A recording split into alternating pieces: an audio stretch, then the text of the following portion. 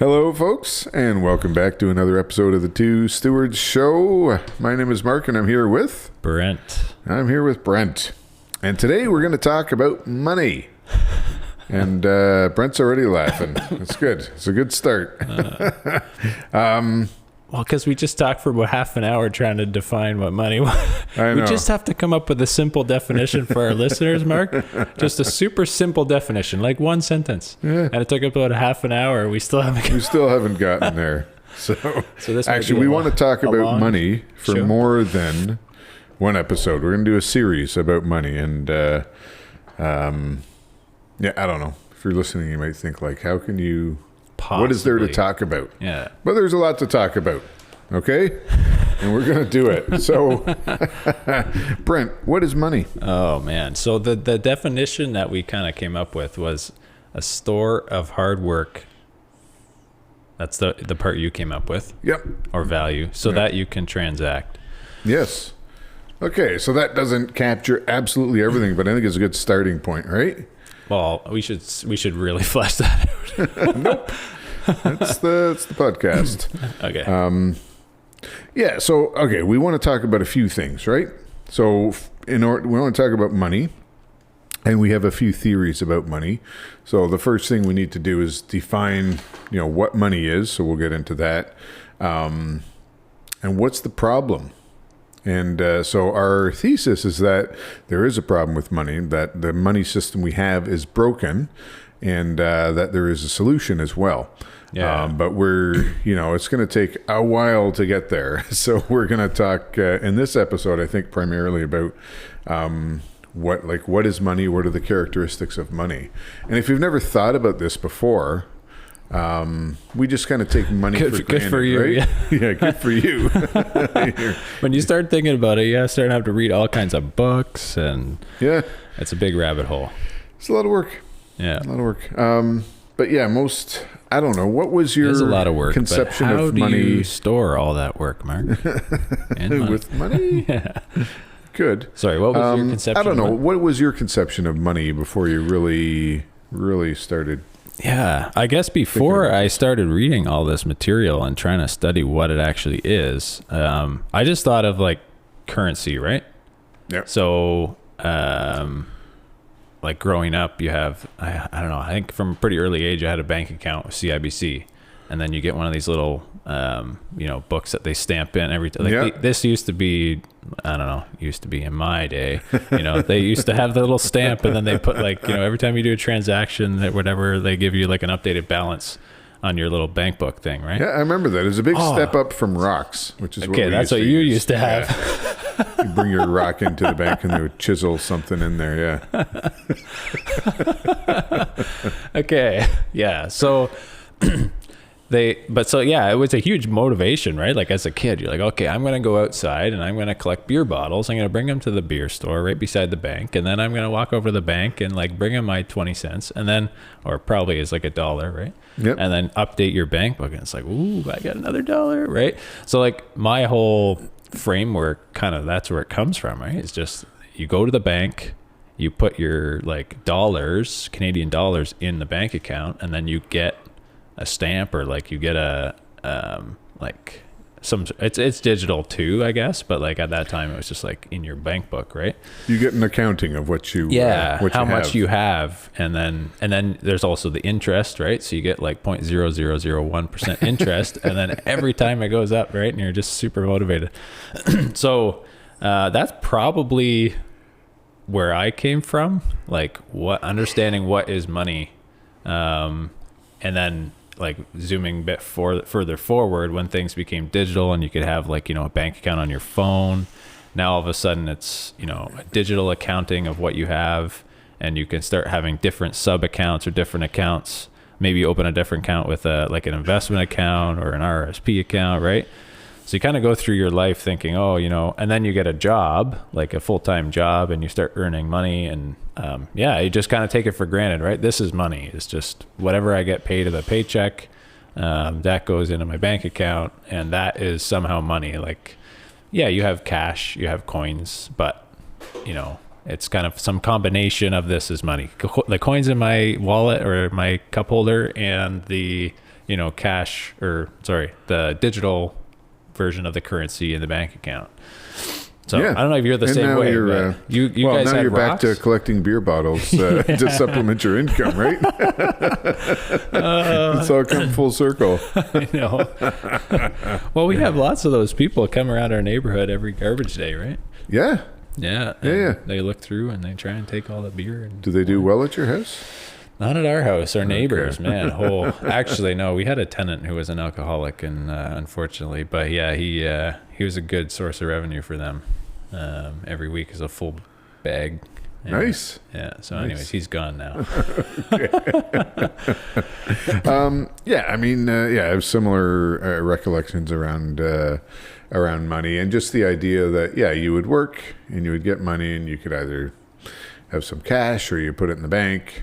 And didn't really ever go beyond that. And my kids have started asking about, like, how is money made? And their conception is that, like, the money is actually like a $20 bill gets printed, and that's how money is introduced into the economy. And I mean, we've talked about this quite a lot, right? Yeah. To know that there's a more abstract version of money, and that $20 bill is just a representation of actually what's where the real value actually is. But we know that it's much bigger concept than that, right? So I guess to take a step back, like, what is money? So we're trying to define it, and it's hard to do. Well, because before Canadian dollars, like, how old is Canada, right? 150 something or whatever. 60 something years, yeah. Yeah, so like, before that, what was money? Well, like, was it just the other, like, American dollars, I guess, is a thing, but how old is America, right? No, you had like the Hudson's Bay Company, and even like all the banks that we have their roots back in history somewhere, right? So they were independent banks. So they were just an entity where you could store your gold. Generally, it would be gold, and which was the form of money widely used back then. And then they would give you a bill, like a note, and it could be, and it would be denominated in dollars. So it could be $5 or whatever it was, right? And that was just like a receipt, basically. Right? That's where we get. So the maybe term it's bills. really good to just, like, zoom way back in history and start at the very beginning of. Okay, first let's try to define money before we do that. So, store of value so that you can make transactions, right? So, basically, what that tells me is that money probably doesn't have a lot of value in itself, and we'll talk about the sort of the transition from commodity-based money to electronic money. But essentially, it's just how you work. And then you get paid, and that represents the fruit of your labor, like your earnings, right? And if you have higher value work, you get more money. So it's more value stored, essentially. And then with that, you can go make transactions. You can buy the things that you need or invest in something, but essentially, go buy the stuff that you need to live. Without directly you're not working for your landlord. Or, if you own the house, you're not working for the bank. I mean, we're all working for the bank, but you're not doing work directly for them in exchange for your shelter. You're working for something else. You get that something else, which is Canadian dollars, and then you give it to the bank, right? Right. And then you're also, so that way you don't have to work for the grocery store, right? Pushing carts or whatever, right? You don't have to work for the gas station, all the different, the electric company, all the things that you use. So what you're life. saying is you're not directly trading services or products or whatever for the things that you need, right? So you go to fill up your car with gas. You're not literally like, doing something for the gas station to help serve them. You're just paying them money. So the money that you're paying them is actually just an item or a technology or a good that represents like a store of value from other work that you've done in the past. And then you can hand them X number of those tokens or certificates or bills or coins or whatever, and they'll be willing to accept them because they trust their validity and whatever. And then they will give you the products and services that you need. And it's so, when in a specialized economy, it's so much more efficient than barter. So Yeah. maybe now we can go back to. I see what you did there. Look at that. Yeah, crafty for an old guy. Yeah. But yeah, if we go back to sort of the earliest civilizations, I guess we have a conception. I think that This is your grandparents, or you? oh, zingers! You got zingers. I mean, people lived much longer in those days, Brent. Right, So yeah, okay. keep that in mind. True. Opa Methuselah, as we called him. But no, we have a conception that essentially everything was barter, Right. right? In the early days, and I think a lot of it probably was. Well, just quickly, what is barter, right? That is somebody exchanging goods for goods. Like I guess technically you call it direct exchange, right? So Yeah. if you want to exchange value, and this is a problem that's occurred, and part of the reason why we want to look at the history of money is there's always been this problem with human beings that we can't store value into the future, and it's hard to transact value between people. Yeah. And so if you think about like a rudimentary or like a very basic society where there's only like a handful of people, maybe, or some isolated village or something like that, you could have an economy inside that, right? Like now we talk about the economy, it's like the whole world, right? Is one economy, but you can like zoom in on one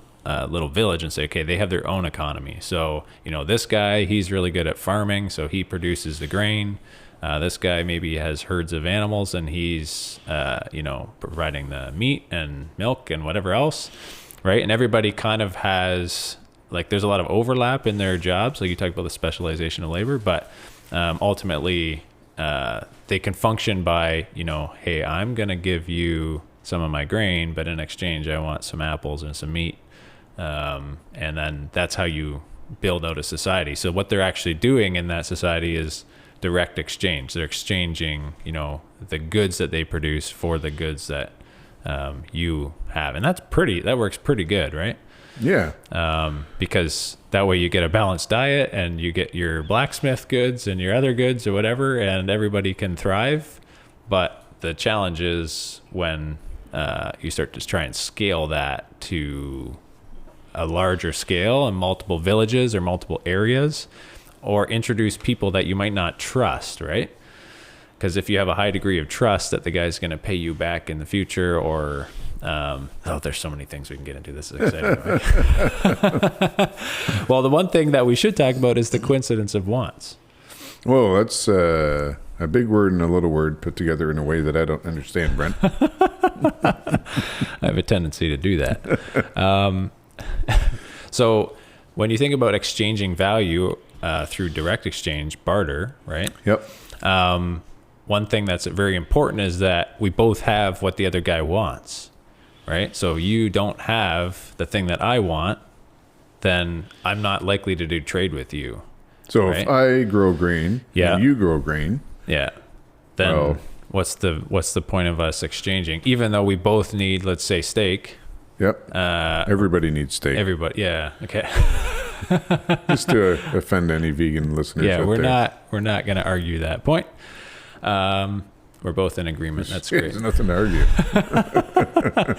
But if you don't grow beef, right, or raise cattle or whatever, then I'm not going to be able to trade with you, right? We're both going to have to take our grain to someone else and find that person, right? Or, I mean, worst case, our grain is worthless. Yeah. Other than the amount that we can use to bake bread or whatever. Yeah, that's another factor Yeah. outside the coincidence of wants. Is Well, if you don't have that coincidence of wants, yeah, then your labor can be quickly invalidated, right? yeah. You're like, I produce thousands and thousands of bushels of grain, but after the first 300, the last 900 and whatever are not very useful to be like stored in a barn. They're going to deteriorate and rot or get eaten by rats or then whatever, right? Yeah. So- and it's just, maybe this is a side tangent, but it's interesting to see how specialization like really changes how you do things, because in that early example, Yeah. right, where we're talking about, you and me are both growing grain. That wouldn't happen, Yeah. right? I would grow a little bit of grain. You would probably grow some. You would have some chickens, maybe some cows Yeah. or pigs or whatever. You would have a little bit of everything. Yeah. And you so might you not could be pretty very much be good. self-sufficient. Yeah, and you would have to learn to be kind of decent at a lot of things, but you couldn't really specialize in one thing And get because really you're good. too busy to Yeah. like just subsisting. Yeah. Subsisting. Existing. Yeah, just You existing. wake up in the morning, you go milk the cow, then you go and get the eggs, then you go have breakfast really quick, and then you run out and plow your field, and then you come back, whatever. Like you got all these things to do, and then you're maybe in the winter you're hunting or trapping or something like that. Or So yeah. in that case, trade doesn't really. I mean, you could still, because maybe I'm a bit of a better hunter than you are, or a trapper. Yeah. And I got more furs, or I had a better season, so I can trade you for, like, you had a good year for apples. Yeah. We could do some trade there, but really, there's not much point in. We're both kind of subsisting. Yeah. But yeah. if you make that, if you are able to store up some capital, and be like, okay, I'm really good at growing grain. Yeah. I'm going to plant more grain this year. Yeah. And I'm going to do more while you're Yeah, or assuming. like the example might be of a blacksmith or something like that, right? Like, how is it that guy can spend all of his time, in his smithy, heating up metal and banging it with a hammer? That's a really technical definition of what a blacksmith does. Yeah. My theory, actually, Well, is where that, does he get his food from, right? well, exactly, a specialization. But my theory is that the first blacksmith was probably just trying to get away from his wife. It's like, when guys have hobbies and, either the wife kicks him out of the house, like, go find something to do. Or he's just like, sick of arguing. Yeah. He's like, I'm going to go in my shed. And that's how Heat up some blacksmithing metal was and discovered. bang Yeah. Yeah.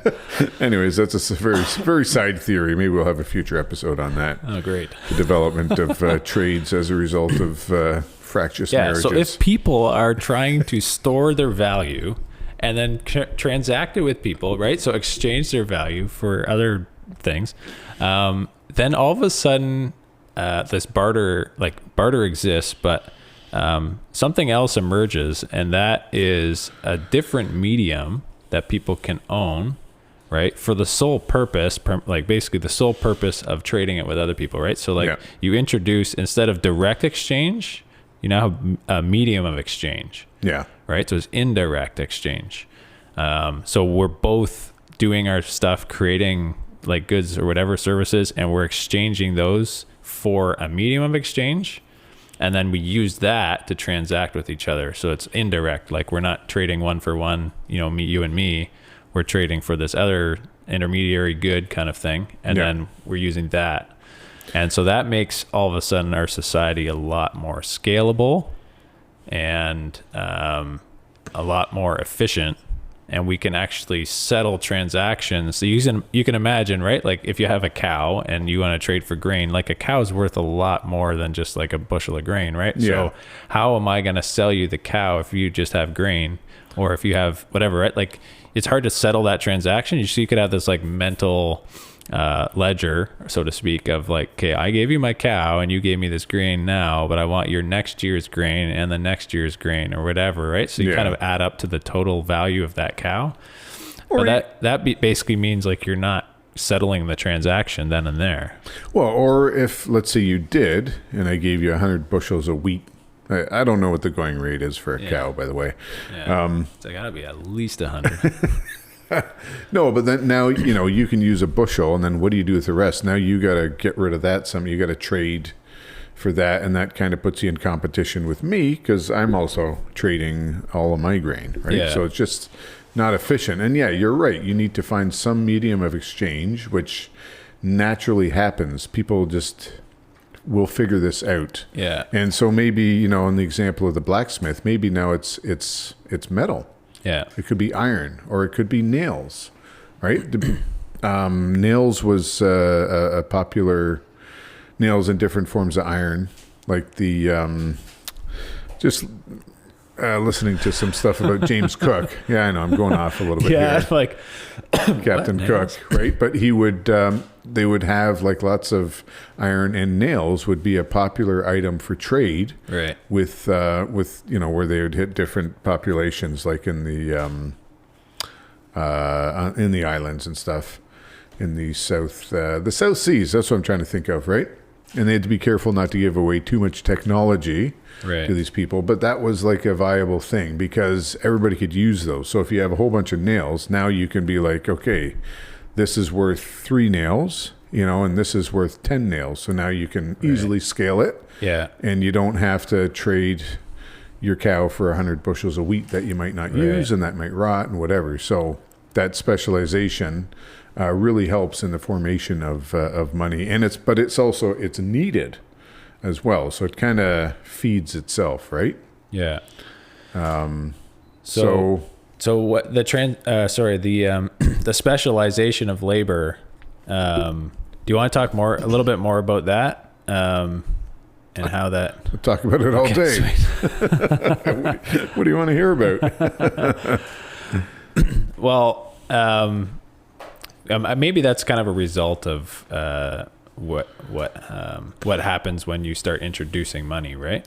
Yeah, because now it's easier for me to specialize and just focus on one thing.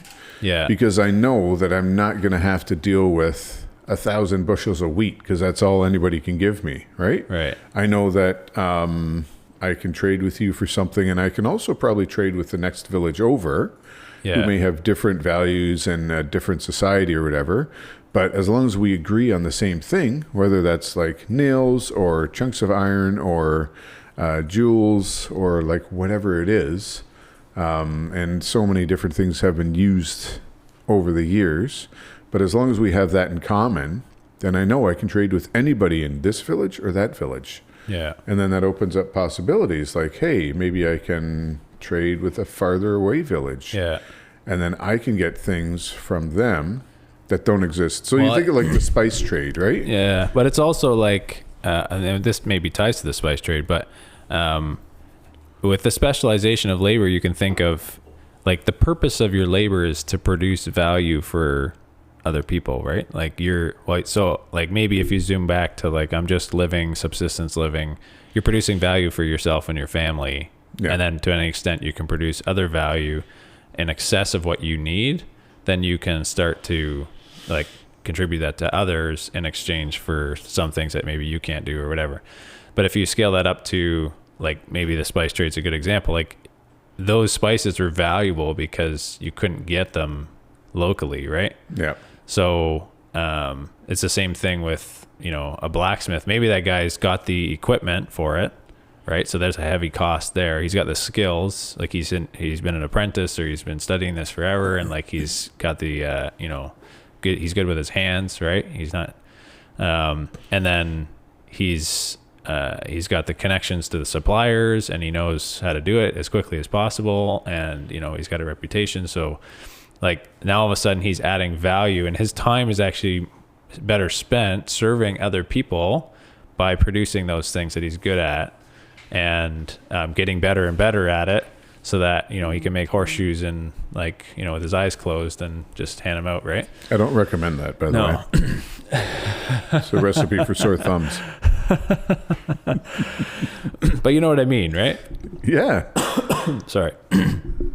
So if that's kind of one of the results of using money, I guess, is specialization of labor, because now people can focus on certain things, and they can produce the highest value products or services that their labor could produce, and then they could store that efficiently in some other medium and use it for everything else that they might need, right? Yeah. So like the blacksmith example, like that might be the highest and best use of your time, because you've been gifted in that way, and it just that just is. And then but if you trade that stuff for your daily food, now all of a sudden you can live and you can serve other people with the talents you've been blessed with. So it's kind of a cool way that money emerges as a way to help scale that, right? Yeah. So it's kind of, I think it's God's design, right? We use money as a medium to help scale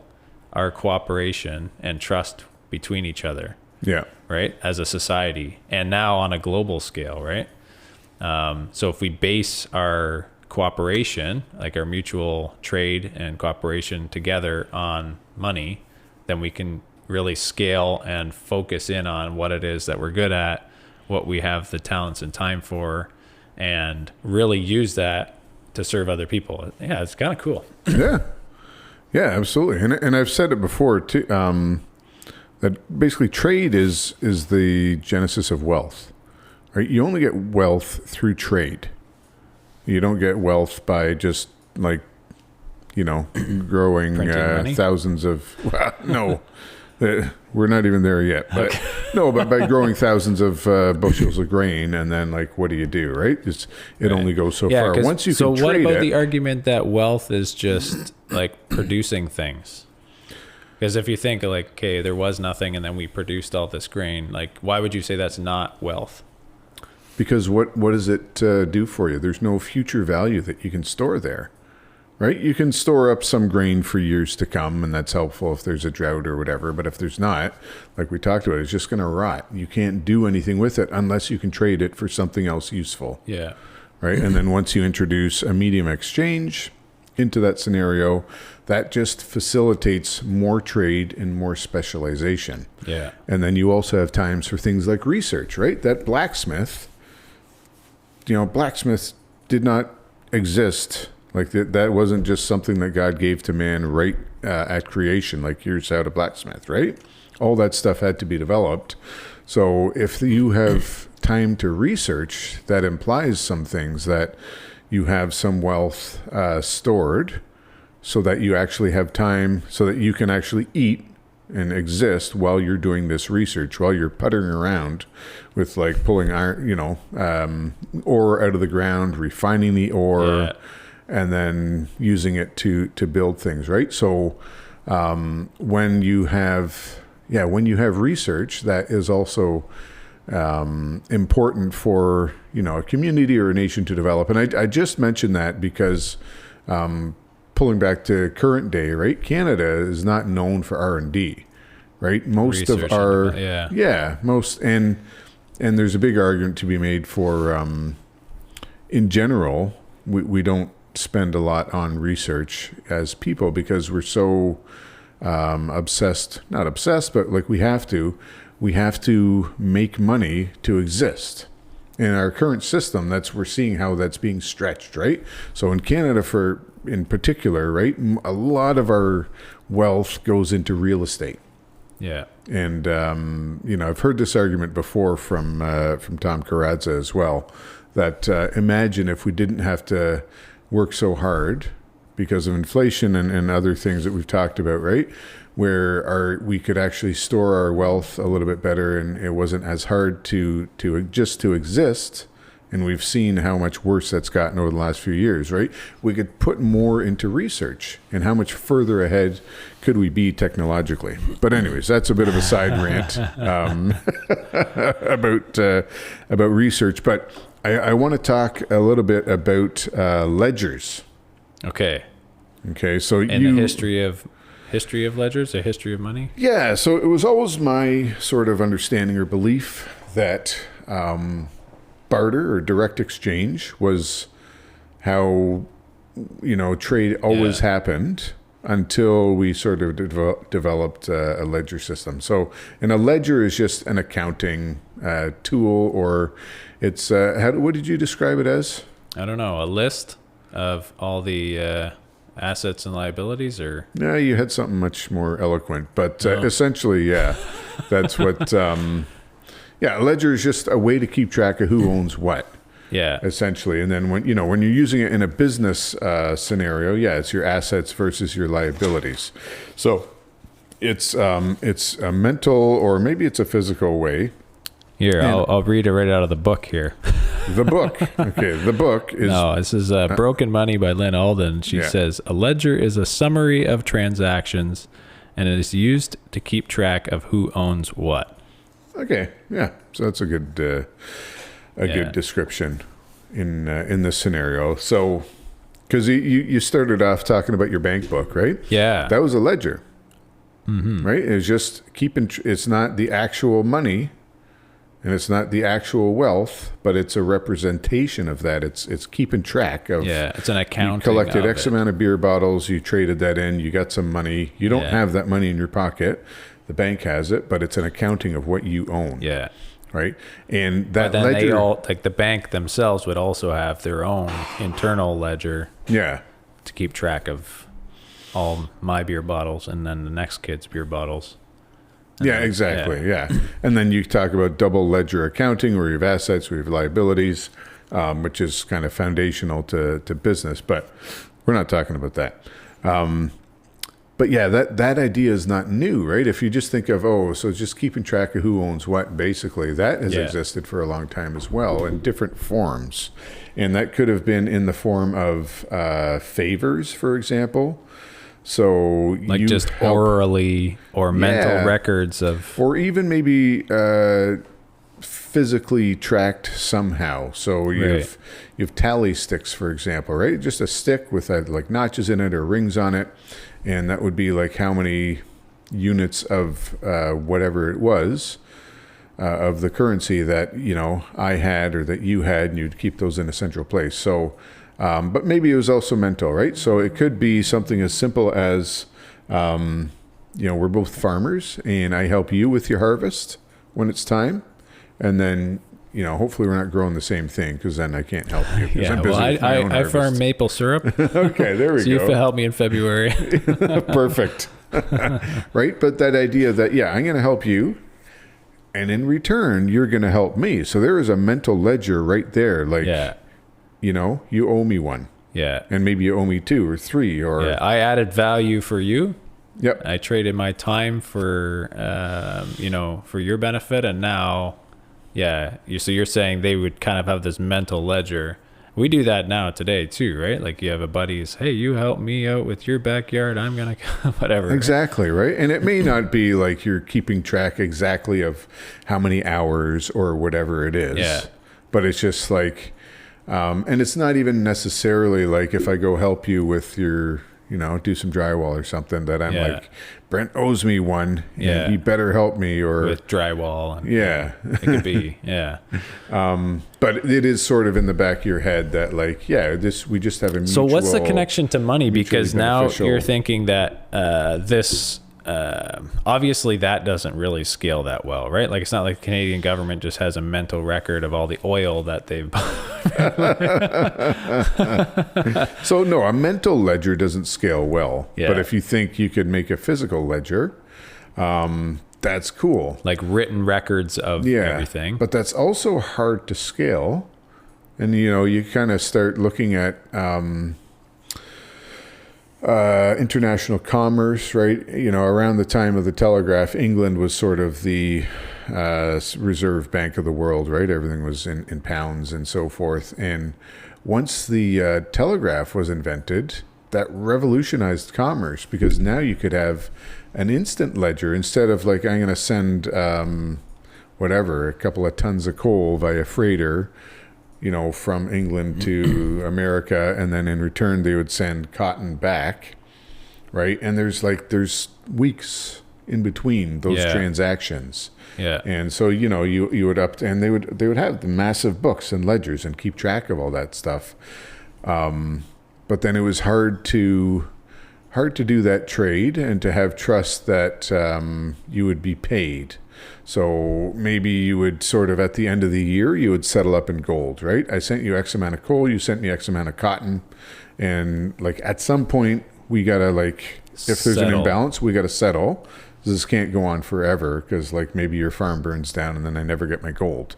Yeah. Right. But with the telegraph, now you could do it instantaneously, and then you could have a bank on either end because the banks usually facilitate, like banks been around forever. The banks would facilitate a lot of this trade as well. So now the banks could just update each other and say, okay, this guy sent X amount of cotton. Please credit him X amount of pounds. Yeah. Like pounds sterling.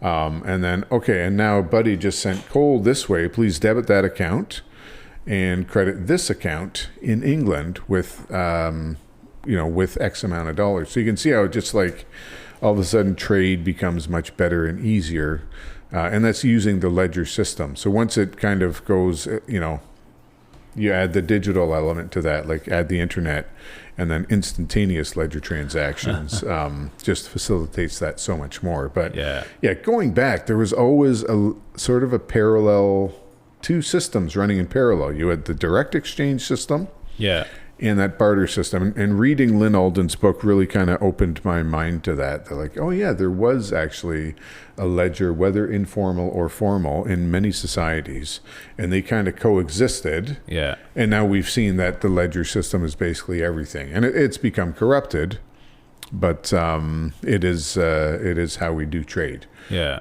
And how we to basically where we don't have any sort of money with meaning. Yeah. I don't know if that's a way to say it, but well, because this is such a deep topic. It's hard to kind of have a clear way to talk about it, but maybe we zoom back to the problem that we mentioned earlier on in the show. How do human beings store their value? Yeah. And that's kind of been this persistent problem all throughout history, right? Because the one scarce resource that people have is time. Mm-hmm. Right. So you can acknowledge that because, you wake up in the day, and now the days are shorter, but you have less and less and less time, and it feels like you never run out. But yeah, that's truly the only scarce resource that people have is their time. Yeah. So you can use it however you want, but if you want to continue it to exist tomorrow, you obviously need to eat and drink and do all these things, right? Shelter. So you're going to use your time to labor and produce things that you can consume. And that's where we talked about, subsistence living. Yeah. But this problem kind of exists where how do we scale our society, and how do we get to a point where we can transact that value back and forth so that we're not just spending all of our time subsisting, and we can actually, store the value of our time into the future.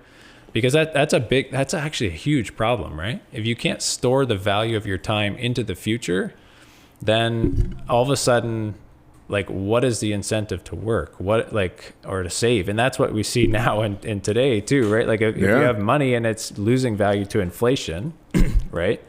That problem exists even now. Like, how do you store the value of your time into the future, right? And if you don't trust the money itself, because historically speaking, money's kind of emerged as this way to store value into the future, efficiently and effectively, right? Like, yes. And that now we can start talking about some of the characteristics of money too, because it's whatever you choose to store your value in, that thing better be good at it, right? Like, because it's the value of your own time. And it could even be like your parents' time and the grandparents' time, like all this time that's been passed down to you in these, and basically in money, right? So if you hold on to a money that loses value over time, even if it's slowly, but it compounds, now all of a sudden, like your time itself is being devalued. So that's been, obviously we live in a corrupt world, right? Where there isn't one thing that you can just pick that's like, okay, the perfect thing, no matter what happens, I store my money in this, or I store my time in that, and, it'll exist forever and it will never deteriorate. But that's kind of what we're talking about, right? And that was like all the historical forms of money, right? That people have chosen over the years. Like we can start talking about those too, but those are examples of them trying to store their time in something, and various outcomes happen, right? Yeah. And so I mean, we've skipped ahead a lot, and I think we want to get back to like what has been used as money. No, we're going back and forth. It's good. It's like ping pong. Yeah. But yeah, essentially the money we have now is not valuable. It's just a medium of exchange. And so the proof we have for that is like, look at Canada again. I'll go back to Canada. where do we put our money? Into real You're estate. going to make everyone leave Canada. No, but where does the money go? It goes into hard assets, right? So real estate is the prime example of that. And why does it do Because that? money has no value. Yeah, but it does that because people are really trying to find a way to store their time. Yeah, in people- something that is And stable. we know that if we put it into dollars, it's Yeah. not going to hold its value. You mentioned that compounding over time where Yeah. inflation loses money. So why not flip it around and instead let me get some debt that is also going to compound negatively over time. So the debt will actually reduce over time, right? If I know that having a positive balance is going to hurt me, I can flip it around, have a negative balance that will reduce over time. But in return for that negative balance, I'm going to have a positive asset, like a hard asset, like real estate or other things. But real estate has been the biggest thing. I like this definition a lot better. The money is a store of the value of your time. Yeah. I think that if you think about it like that, it actually makes a lot of sense of what's going on in the world now. And when we talk about the history now of money, you're like, oh, okay. So why don't we do that? Like talk about some of the technologies or things that people used as money in early civilizations, some of these other objects, because we didn't obviously always have Canadian dollars and loonies and toonies. Well, yeah, and maybe we can work through some of the characteristics of money as we're doing that, right? Because some of these things are a good example of like this really fit that definition, but it Two did birds, not, one stone here. Yeah, Is that nothing? Birds? I don't think we ever used birds as money. Or are you talking about like you would trade two birds for one stone, the medium of exchange? Oh man. Okay, so I'll list these things real quick, and then we'll maybe go into them, right? So, money, it's a store of value. Some of the characteristics are that it should be divisible. Yeah. It should be durable. It should be uniform. It should be fungible. That one's pretty fun. I'm a fun guy. It should be portable. It should be recognizable. There should be a limited supply. Another way of saying scarce, I guess. Yeah, scarce. So those are, and you know, we haven't just come up with these. There's a lot of other people have talked about what money is, and these are some of the ones that I think everybody kind of agrees upon. Yeah. These are the characteristics of sound money. Yeah. Because we're not just, you know, we want Good money. Yeah. We want a sound money, not something that is not sound. And there's lots of examples of things that people thought were sound money and were not. And that backfired. But how did it backfire? It backfired because they're out there looking for a way to store their value, like the value of their time. And they go and store it in something, and then they wait 20 years or 10 years or even a year, and they realize, you know what? Probably wasn't the best thing to hold as value. Yeah. Yeah. Sounds familiar. So, okay. First characteristic, divisible. Yeah. Divisible. So a cow a cow is divisible, but you also, you kill the cow once you do that, right? Yeah. So, yeah, sort of useful, but you can see the shortfalls of, especially if you didn't have refrigeration, right? Yeah, I think it's important to just before we go in and detail them all, like people aren't there with a checklist of these items and saying, you know what, okay, is a cow divisible? Is it durable? Is it, like check. All right, go to the next thing. Like it's kind of this natural process that emerges over time. It's organic. Yeah. It's not like we just have the government giving us a checklist and we're like, all right, we got to find the thing that checks all these boxes. Yeah. But I think it is worthwhile to discuss these characteristics so that just to get a good understanding of money and like what drives that organic growth into a certain type of, and like for many years that's been gold. Yeah. Because it meets so many of these characteristics, right? And you could say like, why gold? Well, look at all these characteristics. It meets most of these objectively. Really well. Yeah, really well. So that's why, instead of just saying, well, it's, good because of, I don't know why, it just is. But you go through the list like, okay, gold meets most of those. And we're not saying buy gold, but as opposed to, for example, the current money that we have now. Yeah. Okay, the problem that we talked about earlier was with barter and all this is that you have a lack of coincidence of wants, right? Yes. And that problem can be seen on a lack of coincidence of scales Yeah. right? And a lack, so that ties into the divisible aspect, right? Yeah. So just to kind of connect the problem with the solution, right? Money's the solution. The problem is we don't have like with barter, we don't have a coincidence of wants in terms of size or scale of something, right? Yeah. So like you have a cow, I have grain, we can't transact. But by coming up with an indirect exchange, like a medium of exchange that introduces something that's divisible, now all of a sudden I can buy a fraction of your cow with whatever grain I have, right? So that unit of account, that medium of exchange that money is, has to be divisible. And the more divisible, the more easily divisible it is, the better it would be on that ranking of like good moneyness or sound moneyness. Is that a good? Yes. Yeah, no, it's true. Yeah, it has to be divisible. Yeah. Because if it's, again, if it's not, then it's very limited in its use. Yeah. Right. So what's so gold is fairly divisible. Yeah. Right. And maybe we'll just kind of keep comparing things to gold. It is relatively divisible. And we saw that with societies that used coins for exchange. And that, that existed for a long time in Western society for sure. But then you would get to a point where you could only have so small of a gold coin. Yeah. And it was still worth more than the smallest thing that you could buy. So then you would have silver coins and bronze coins, right? They were worth less. And they didn't meet all the characteristics of money, which is why they were worth less, but they were still more divisible. So you could have like a very small, like a denarius, for example, right? I got a couple of those. They're worth way more now. Yeah, right? So that was like a day's wage for a laborer. Yeah. And I'm sure there were, you could divide that up even further, because if you had to buy some food for the day, that wouldn't be all of your wages. But yeah. So gold's not perfectly divisible. It needs kind of this supplementary. It needs silver to kind of make it work.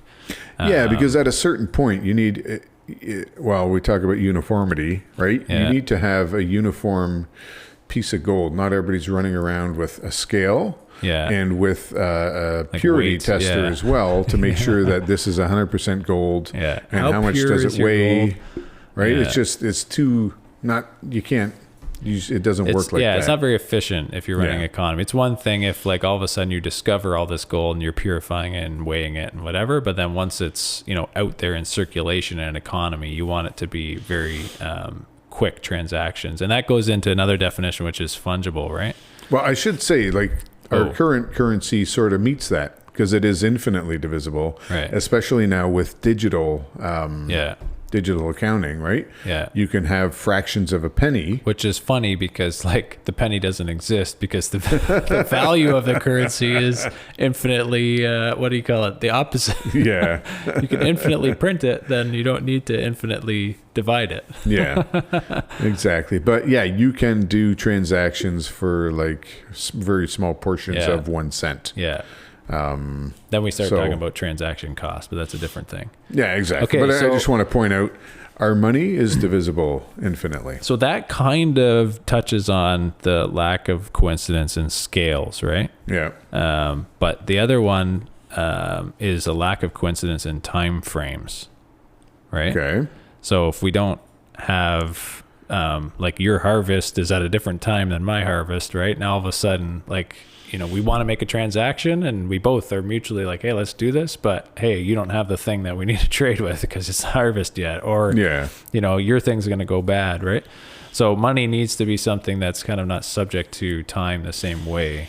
So what one on the list is that one? That's durable. Yeah. So it needs to endure time without deteriorating or rotting. And that's kind of obvious, right? Like if you're going to store value, you want to store it in something that's going to be the same in the future and not, corrode or rust or rot. Yeah. And again, that's not something that people, like you said, nobody's going around with a checklist throughout history going like, well, this meets that characteristic. But people just intuitively would move towards gold because it doesn't tarnish. It doesn't corrode. Right? Yeah. Silver does. It's so intuitive. It's like, do you want to own bread? No, because it's like moldy in a week. Okay, exactly, What do you want to own? A cow? Well, yeah, it could last for like 8, 10, 12 years. I don't know. And then, Yeah, no, well, then the cow's dead. It's like, I need to get something else that's valuable.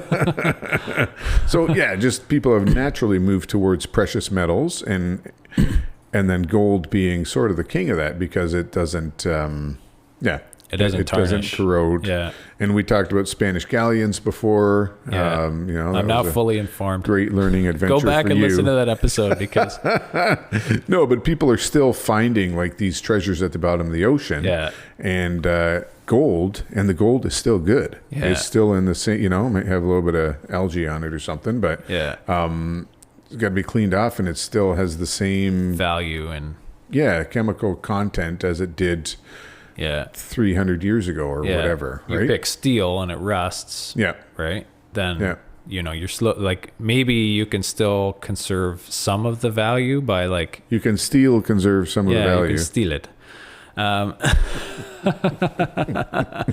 But you can see it's kind of like your money's deteriorating at X% per year, right? By rusting. Eventually it'll all be gone, and then so you don't want to store your value in that. So now if you look at our money today, is it durable? Well, you're like, yeah, it's digital, it'll last forever, right? As long as we have as long as we have computers. But really it's not durable, is it? Yeah. Because of inflation. Ooh, that's scarce. But it is, but I think it ties into this because we think of like, it'll last forever. Yeah. But I mean, it will. So maybe I'm conflating. But I guess here it'll last forever, but it won't be worth as much. I would probably tie it to today in the sense that like you'd have to trust that the government and the country, like, because ultimately our money's backed by the government now. Yeah. So you'd have to trust that the government and that country and that power structure and whatever is still going to be in power for years and years and years and years, right? So if you want intergenerational wealth in Canadian dollars, you'd really have to trust the Canadian government, and we're not going to have, Quebec separating off and Alberta separating off and end up with the Toronto government. So, okay. Maybe it doesn't strictly meet durable, but I will We're make getting the to argument. this. We're getting, so like I'll make the argument that it's not durable. Okay. We're going to have an argument.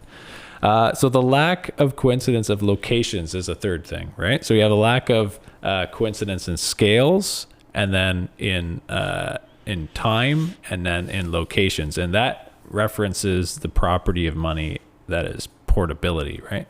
Right. So if you actually want something from a different country and you're not in that country, right? So now you need a good that could be portable to get to that place to make a transaction, to settle that transaction, get the goods or services you need, and then go back. So not only does it have to be like valuable in both places, like it has to be physically transportable, or in our case in today, like digitally transportable. Yeah. Right. And so there's complications with the physical world. There's complications with the digital world, right? Because digital things can be hacked or whatever. So, but with a physical world, there's the transaction cost of, when you're transporting value, you're like this target for theft or robbery. And the more value you transfer, like the more of a target you are. So the transactional cost of sending that value, now if you want to like send it further or faster, and you're talking about physical gold or physical commodities or whatever, now you're going to have a very, very high transaction cost. So it better be worth the transaction to do that. So you can't do small transactions over long distances. Not efficiently, right? Because the value of the transfer might be basically the value of the transaction fee. Yeah. So you can do it, but you're not. Well, you wouldn't. You're paying 100% transaction fee or more, right? Exactly. Yeah. So you think of like a stagecoach with either paper money or gold in it, right? You would need to have armed guards on that stagecoach to guard what was inside, and a good show of force so that people wouldn't even mess with them. Yeah. Or if you're sending gold, between continents, you would have it in a ship. Yeah. And you would have some soldiers to guard that. But you would need to be sending enough gold to fill that ship, because otherwise it's not worth having the entourage soldier. and all the people around. Exactly. But now you have the risk of, well, what if there's a big storm and the ship sinks, right? Yeah. There's a huge risk there as well. Yeah. So a lot of risk. So you want to find money that is the most portable, and what we're talking about money, we're talking obviously about the store of value, right? Transferring value from people. So you want to find something that's value dense. So something that... What do you mean, Brent? I'm pretty dense. I don't know if it's valuable. Yeah, you're pretty fluffy. I don't know.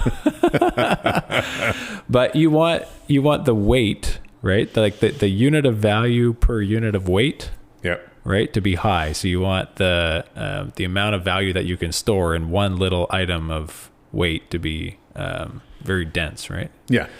Because obviously, if you start sending grain around what are some good examples from history?